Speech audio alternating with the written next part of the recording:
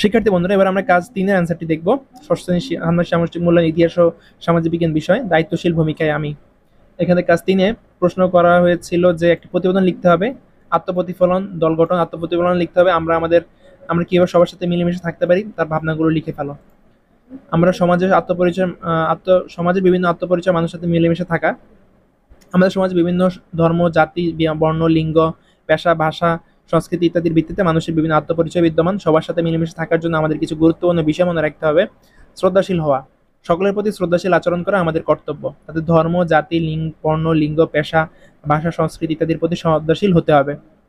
সহানুভূতিশীল হওয়া, অন্যের আবেগ বুঝতে এবং এবং তাদের প্রতি সহানুভূতিশীল হতে হবে। তাদের দৃষ্টিভঙ্গি থেকে বিষয়গুলো দেখার চেষ্টা করতে হবে। সহযোগিতা, সকলের প্রতি সহযোগিতামূলক মনোভাব বজায় রাখতে হবে। এরপর হচ্ছে করণীয় নির্ধারণ, যে আমরা মিলেমিশে থাকার জন্য কি কি করণীয় সেটা নির্ধারণ করব। এটার আনসার আমি লিখতে পারি যে সকলের সাথে সমান আচরণ করা, ধর্ম, বর্ণ, জাতি, লিঙ্গ, পেশা, ভাষা, সংস্কৃতি নির্বিশেষে সকলের সাথে সমান আচরণ করব। অন্যের প্রতি শ্রদ্ধাশীল হওয়া, অন্য ধর্মের, জাতি, বর্ণ, লিঙ্গ, পেশা, ভাষা, সংস্কৃতি ইত্যাদির প্রতি শ্রদ্ধাশীল হব। তারপর বলা হয়েছে সহানুভূতিশীল হওয়া, অন্যের আবেগ বুঝতে এবং তাদের প্রতি সহানুভূতিশীল হওয়ার চেষ্টা করব। বৈষম্যমূলক আচরণ এড়িয়ে চলা, এটা দরকার নেই তোমাদের লিখা। তারপর হচ্ছে প্রতিবেদন, প্রতিবেদনে তোমার 4টা পয়েন্ট লিখতে হবে। প্রতিবেদনের বিষয়, কি করতে পারো, কিভাবে বাস্তবায়ন করবা, আমরা সবাই একসাথে কি করতে পারি, কিভাবে বাস্তবায়ন করবো, এগুলো লিখবা। এটা করার জন্য আমরা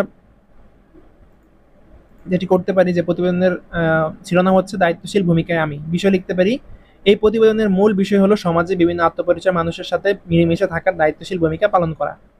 2, সমাজে নানা রকম আত্মপরিচয় মানুষের সাথে মিলেমিশে থাকার জন্য আমি কি করতে পারি তার তালিকা। বিভিন্ন সংস্কৃতি এবং ধর্মের প্রতি সমান প্রদর্শন করা, সামাজিক অনুষ্ঠানে সক্রিয়ভাবে অংশগ্রহণ করা, বৈষম্য বিভাজন দূর করার জন্য সচেতনতা বৃদ্ধি করা, সহানুভূতি ও সহমর্মিতা প্রদর্শন করা, একে অপরের কষ্ট সমস্যাগুলো শুনে সমাধান করার চেষ্টা করা। আমি তালিকা থেকে যে কোনো একটি কাজ কিভাবে বাস্তবায়ন করবো তা লিখবো। তো কাজ নিলাম কি, বৈষম্য বিভাজন দূর করার জন্য সচেতনতা বৃদ্ধি করা। এটা বাস্তবায়নে আমরা কি করতে পারি, শিক্ষা কর্মশালা আয়োজন। আমি একটি কর্মশালার আয়োজন করবো যেখানে বৈষম্যের নেতিবাচক প্রভাব এবং তা দূর করার পদ্ধতি সম্পর্কে আলোচনা করা হবে।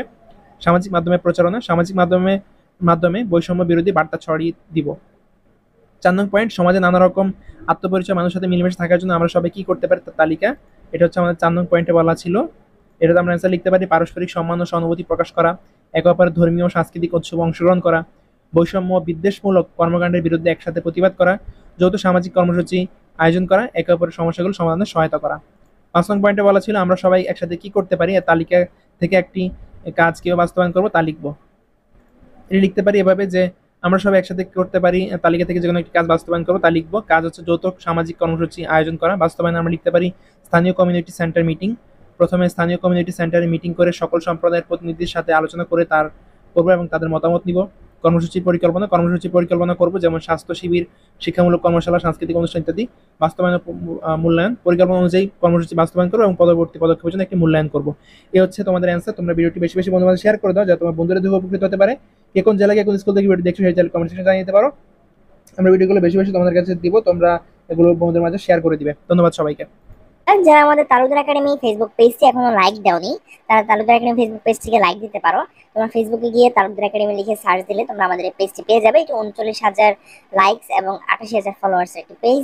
তোমরা এখানেই তোমাদের মূল্যায়নের সকল কার্যক্রমের বিষয়ে প্রশ্ন করতে পারবে এসএস অপশনে গিয়ে, এবং আমাদের বেশ কিছু মজার মজার রিলসও আপলোড করা হচ্ছে এবং ভিডিওগুলো আপলোড করা হচ্ছে, তোমরা চাইলে দেখে নিতে পারো।